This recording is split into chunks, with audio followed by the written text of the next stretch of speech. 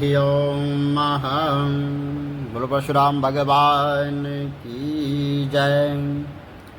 आप सभी लोगों को भगवान परशुराम के जन्मदिन की बहुत बहुत हार्दिक शुभकामनाएं। भगवान आपकी सभी मनोकामनाएं पूर्ण करें। और आज अक्षय तृतीया की इस शुभ दिन के शुभ अवसर पर आज भगवान केदार बाबा के कपाट खुल रहे हैं। कपाट खुलने का समय ठीक 7 बजे बाबा के दर्शन करेंगे। आप सभी लोगों को बाबा का आशीर्वाद भी बना रहे। केदार बाबा आपके ऊपर अपनी अनुकंपा बनाए रखें।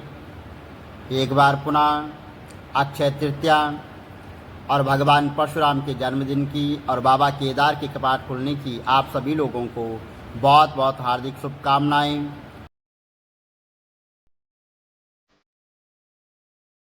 गुरु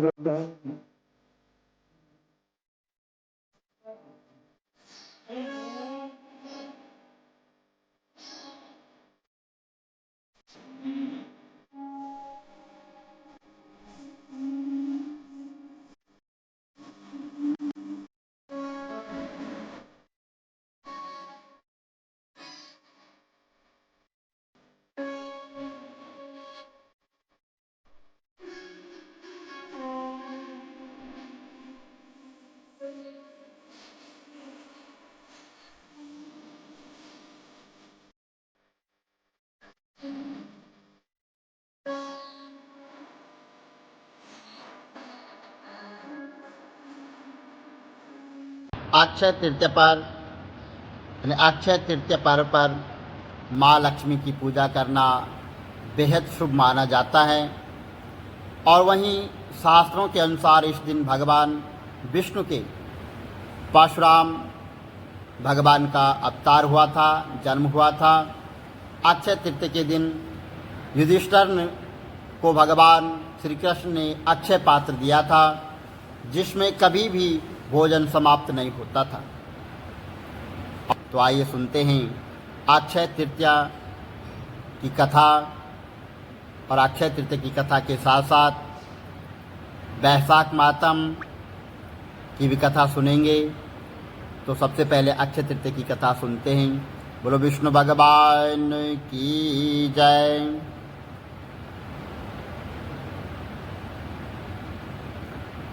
अक्षय तृतीया की कथा के अनुसार प्राचीन काल में एक धर्मदास नाम का वैश्य था। धर्मदास अपने परिवार के साथ एक छोटे से गांव में रहता था और वह बहुत गरीब था। वह हमेशा अपने परिवार की भरण और पोषण के लिए चिंतित रहता था। उसके परिवार के कई सदस्य थे। धर्मदास बहुत धार्मिक प्रवृत्ति का व्यक्ति था। उसका सदाचार तथा देव एवं ब्राह्मणों के प्रति उसकी श्रद्धा अत्यधिक प्रसिद्ध थी। अक्षय तृतीया के व्रत के महात्म्य सुनने के पश्चात उसने अक्षय तृतीया पर्व आने पर सुबह जल्दी उठकर गंगा स्नान करके विधिपूर्वक देवी देवताओं भगवान का पूजन अर्चन किया और अपने सामर्थ्य के अनुसार जल से भरे घड़े, पंखे, सूत और सत्तू, चावल, नमक, गेहूँ इत्यादि आदि सामग्री भगवान के चरणों में रखकर ब्राह्मण को अर्पित की। यह सब दान देकर धर्मदास के परिवार वाले तथा उसकी पत्नी ने उसे रोकने की कोशिश की और उन्होंने कहा कि अगर धर्मदास इतना सब कुछ तुम दान में दोगे तो फिर हमारा क्या होगा, हमारे परिवार का पालन पोषण कैसे होगा। धर्मदास अपने दान और पुण्य कर्म से विचलित नहीं हुआ और उसने ब्राह्मणों को कई प्रकार का दान दिया।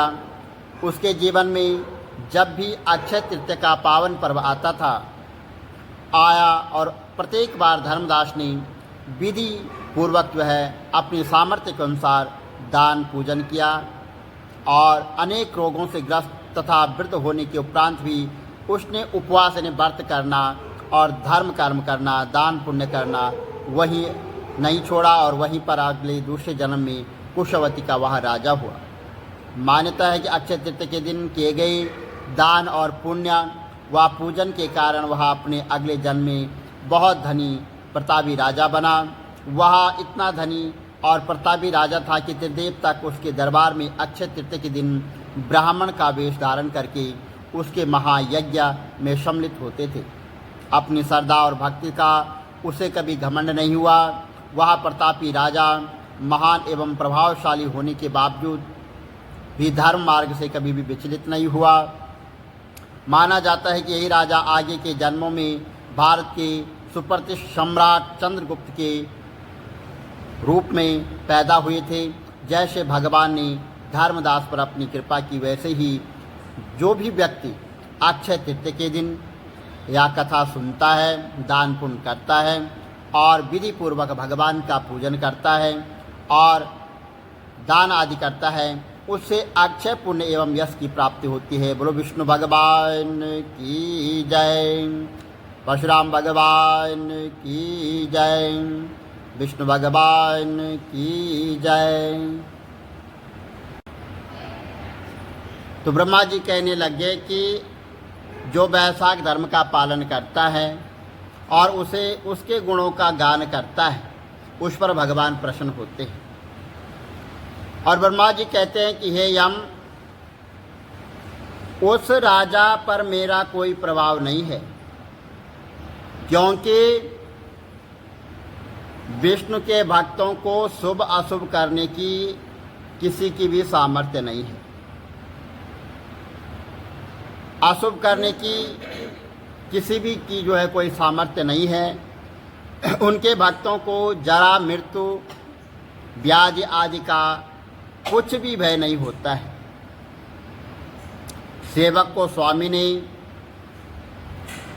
जिस काम के लिए नियुक्त किया है, जब तक उसमें शक्ति है वह करते जाता है, और जब कार्य करने की शक्ति न रहे तो स्वामी से निवेदन करना चाहिए। उसी समय वह उत्तीर्ण हो जाता है और उसे कोई भी दोष नहीं लगता है, और स्वामी का कार्य करने का उस प्रकार उस पर कोई दोष नहीं लगता है। अपना कर्तव्य करने में प्राणी को कोई दोष नहीं लगता है। हे यम, जब तुम इस कार्य करने में असमर्थ हो तो तुम्हारा क्या दोष है। जब ब्रह्मा जी ने ऐसा कहा तो यम अत्यंत दुखी होकर वहाँ पर अश्वपातनी ने रोने लग गया और अत्यंत भी दीन वाणी से बोला कि हे पितामहा, आपकी सेवा से मुझको सब कुछ मिल गया है, परंतु अब मुझे अपने काम पर जाने की तब तक इच्छा नहीं है जब तक भूमंडल पर यानी पृथ्वी पर यह राजा जो है राज्य करता रहेगा। जब तक इस राज्य को इस कार्य से मैं चलायमान नहीं कर देता, मुझको विश्राम प्राप्त नहीं होता है, और आप मेरे इस कार्य को सिद्ध कर दीजिए, तब मैं फिर शासन कर सकता हूँ। यम की यह बात सुनकर ब्रह्मा जी सोच में पड़ गए। थोड़ी देर विचार करके ब्रह्मा जब यम को समझाते हुए बोले कि हे यम, इस वैष्णव धर्म प्रायण में राजा का निग्रह तू नहीं कर सकता है, और यदि क्रोधवश तू नहीं मानता तो विष्णु भगवान के पास चलते हैं, जैसे वह आज्ञा करेंगे वैसा ही किया जाएगा। ऐसा कहकर ब्रह्मा जी यम को साथ लेकर क्षीर सागर में गए और निर्गुण रूप परमेश्वर आदित्य पुरुषोत्तम भगवान की शाक्य योग से स्तुति की। इस प्रकार स्तुति पर श्री विष्णु भगवान वहाँ पर प्रकट हो गए और गंभीर वाणी से कहने लगे कि तुम्हारे आने का क्या कारण है, क्या तुम राक्षसों द्वारा सताए गए हो, यम का मुख मलिन और कंधे क्यों झुके हुए हैं। तब ब्रह्मा जी कहने लगे कि हे प्रभु, राजा कीर्तिमान की आज्ञा अनुसार उसके शासन में सब मनुष्य वैशाख धर्मों का पालन करके विष्णु भगवान के पद को प्राप्त करते चले जा रहे हैं। इस कारण जब सारी यमपुरी खाली हो गई तो यमदूत युद्ध करने के लिए राजा के पास गए और अपने दंड उठाकर राजा को मारने लगा तो अपने सुदर्शन चक्र से इसको परास्त कर दिया। अब यह दुखी होकर मेरे पास आया है और हम सब आपके भक्त हैं और भक्तों को दंड देने की सामर्थ्य हम नहीं रखते हैं, इसलिए आपकी शरण में आए हैं। अब हे महाप्रभु, आप राजा को दंड देकर यम की रक्षा कीजिए। ब्रह्मा जी की यह बात सुनकर भगवान कुछ हंसकर कहने लग गए कि हे ब्रह्मा जी तथा यम, मैं लक्ष्मी जी अपनी देह और प्राण भी त्याग सकता हूँ और श्री वस्त्र कौस्तुभ मणि तथा वैजंती माला का भी त्याग कर सकता हूँ। श्वेतदीप, बैकुंठ, क्षीरसागर, गरुड़ और शेष को भी छोड़ सकता हूँ, परंतु मैं अपने भक्तों को कभी नहीं छोड़ सकता। आप ये सोचिए, जिन्होंने मेरे लिए अपना सर्वस्व त्याग दिया है और अपनी आत्मा मुझ में ही लगा दी है, मैं उनको कैसे त्याग सकता हूँ। फिर भी ये यम, मैं तेरे दुख को दूर करने का उपाय तुझे बतलाता हूँ। इस राजा की आयु मैंने 10,000 वर्ष कर दी है, जिसमें से 8,000 वर्ष बीत चुके हैं। अब 2,000 वर्ष की आयु और भोग कर मेरी सूर्य मुक्ति को प्राप्त होगा। तब वे नाम का राजा बड़ा दुराचारी होगा और सब वेदोक्त धर्मों को नष्ट कर देगा। वैशाख के धर्म भी लोप हो जाएंगे। फिर मैं पृथु का अवतार लेकर पुनः धर्म की स्थापना करूंगा और वैशाख धर्म भी मनुष्यों से करवाऊंगा। जो मेरा भक्त, जिसने मुझ में ही अपना ध्यान लगा दिया है और सर्वस्व त्याग दिया है, वह कई हजारों में से एक होता है, उसको ही वैशाख तो धर्म कहना चाहिए। बहुत थोड़े मनुष्य पृथ्वी पर मेरे इस धर्म को जानने वाले होंगे। अब हे यमदूत, तू किसी प्रकार से दुखी मत हो, तेरे काम की सिद्धि हो जाएगी। वह राजा तेरा भाग भी देगा। अपने अपने भाग को ग्रहण करने वाला दुखी नहीं होता है।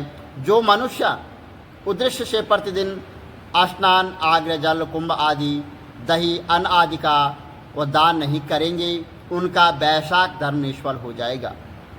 जो प्राणी तुम्हारा भाग देकर वैशाख धर्म करके उनके कार्य में तुम विघ्न मत डालना, और जो तुम्हारा भाग दिए बिना ही केवल मेरा भजन करता है, उसको मेरी आज्ञा से तुम अवश्य दंड दो। उस राजा से तुम्हें भाग दिलाने के लिए मैं अभी सुनंदा को वहाँ पर भेजता हूँ और वह अवश्य राजा को समझाकर तुम्हारा भाग दिलाएगा। इस प्रकार हर तरफ से यम को आश्वासन देकर भगवान वहाँ से अंतर्ध्यान हो गए। यम की प्रसन्नता से अपनी पुरी को चला गया और फिर भगवान की आज्ञा जैसे सुनंद ने राजा को समझाया, सभी ने वैशाख धर्मों में यम को भाग दे दिया। इसलिए वैशाख मास में प्रतिदिन यम के निमित्त स्नान आदि करना चाहिए, नहीं तो वैशाख के कर्म जो है निष्फल हो जाते हैं। वैशाख की पूर्णिमा को सबसे पहले यम के निमित्त जल का घड़ा, दही तथा अन्न दान करना चाहिए। फिर पितर और गुरु के निमित्त, उनके पश्चात भगवान के निमित्त शीतल जल, दही, अन्न, तांबूल, दक्षिणा और फल कांसे के पात्र में रखकर भगवान को अर्पण करना चाहिए।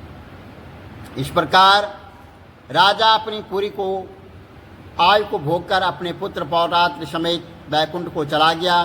जब वह राजा बैकुंठ को चला गया तो बे नाम का महापापी और नीच राजा हुआ और उसने जो है सब धर्मों तथा वैशाख के धर्मों का भी लोप कर दिया। बोलो विष्णु भगवान की जय, वैशाख महात्म की जय। श्री कमल नेत्र कटी पीतम्बर आदर मुरली गिरधरम, मुकुट कुंडल कर लुटे के अशाम रे राधे बरम। श्रीकूल यमुना देनु आगे सकल गोपियन के मन हरम।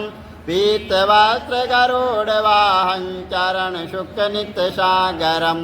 करत केल कलोल निस्तिन कुंज भवन उजागरम अजर अमर अडोल निश्चल पुरुषोत्तम अपरापरम दीननाथ दयाल गिरधर कंस हीना कुशहनम गल फूल माल विशाल लोचन अधिक सुंदर केशवम वंशीधर वसुदेव चायो वाल चलो हरि वामनम जल डूबते गजराकलीनो लंका जो रावणम सप्तदीप नव कंड 14 भवन कीनो इक पदम द्रौपदी के लाज राखी कहाँ लोपमा करम दीननाथ दयाल पूरण करुणमय करुणा करम कविदत्त दास विलास निस्तिन्नाम जप नित नागरम प्रथम गुरु के चरण बंदो यश ज्ञान प्रकाशितम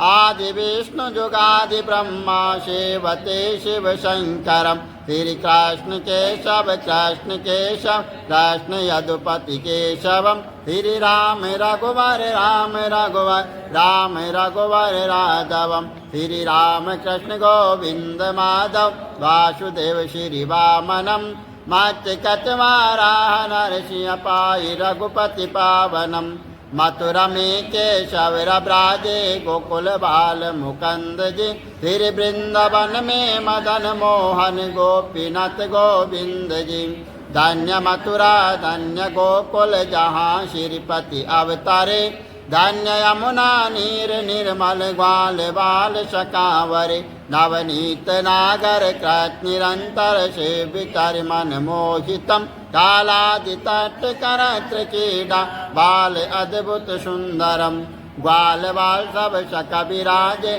संग राधे भामिनी बंशी वट दट निकट यमुना मुलिकिटेर सुहावनी भज राधे विष रघुवंश उत्तम परम राजकुमार जी सीता के पति भक्तन के गति जगत प्राणी आधार जी जनक राजा पनक राके धनुष बाण चढ़ावहीं सती सीता नाम जाके श्री रामचंद्र प्रणामहि जन्म मथुरा नंद के हृदय नंदनम बाल लीला पतित पावन देव की वसुदेवकम श्री कृष्ण कलमल हरण जाके जो भजे हरि चरण को भक्ति अपनी देव माधव भव सागर के तरण को जगन्ना जगदीश स्वामी श्री बद्रीनाथ विशंबरम द्वारिका के नाथ श्रीपति केशवम प्रणावयम श्री कृष्ण अष्टपद पढ़त निस्तिन विष्णु लोक सगच्छतम श्री गुरु रामानंद अवतार स्वामी कविदत्त दास समाप्तवम श्री कमल नेत्र समाप्तवम विष्णु भगवान की जय वैशाख मातम की जय सनातन धर्म की जय।